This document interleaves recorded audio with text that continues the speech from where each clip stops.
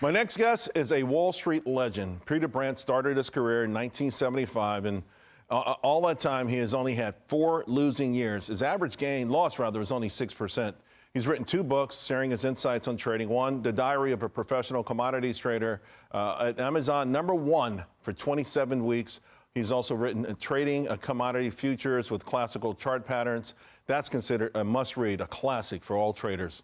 Factor author and founder Peter Brandt is here now to share some wisdom with the audience. Peter, so we put out a request for you in February of 2022. I'm glad you made it.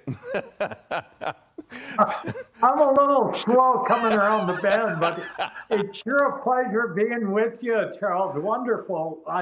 You play in the background on my TV every day. Congratulations on your new book, by the way. Thank you very much. Thank you very much. I've been a fan of yours for so long. Talk to us a little bit briefly at the beginning. What drew you into the business?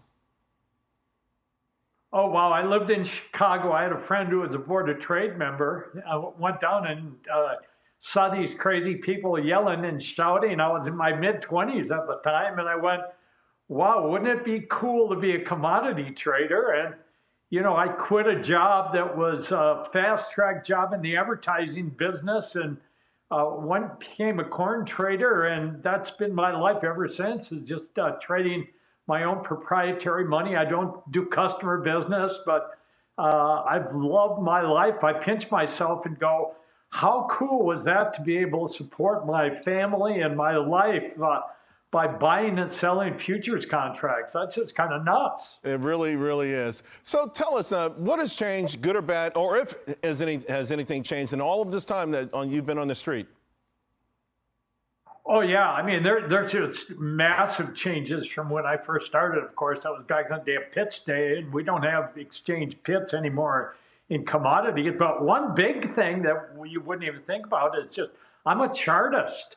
Back then, I had to keep my charts by hand. I'd get a blank piece of graph paper and, you know, have to plot the high-low close every day, where now these computers produce charts that are just absolutely unbelievable. So that's a big thing, Charles. I think another big thing is just the globalization. Number of markets that we have to trade today are absolutely amazing. When I traded, you know, a list of 8 markets, maybe at the Chicago Board of Trade, where now there's so many futures contracts and other derivatives.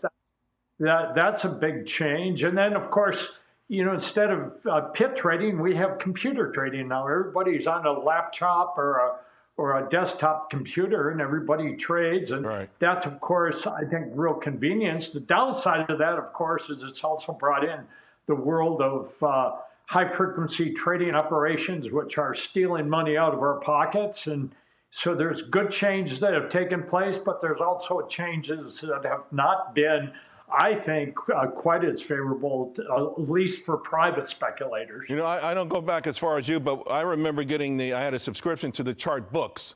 So they would send the chart books once a week. The blue book was New York. The green, I think, was NASDAQ.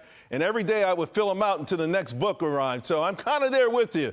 We've got 2 minutes to go. Share some of the things that you like right now for retirement accounts.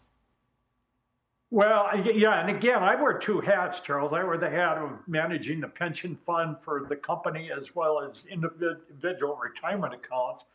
There, I've always liked SPY. I'm 50% committed to SPY. I think, you know, it's unfortunately that Gen Zers and the younger Gen Mers are negative on the stock market, because I think U.S. equities, period, solid companies, being SPY as a diversified thing.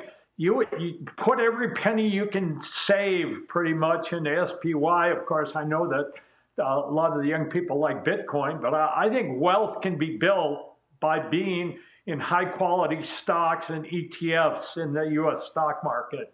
And that's what I tell young people is you want to build wealth, real wealth, genuine wealth long term. The U.S. stock market is the place to do it. Of course, if you want to play around with Bitcoins, and you know, that's fine too. I'm invested in Bitcoin. I like Bitcoin for the long term. But I think the solid base to be built in SPY and other ETFs that represent the economy of the United States. Peter, if you say it's a solid base, you're the most solid guy out there. I appreciate it. It really has been truly an honor to have you on the show. Again, I've been a big fan of yours for a very, very long time.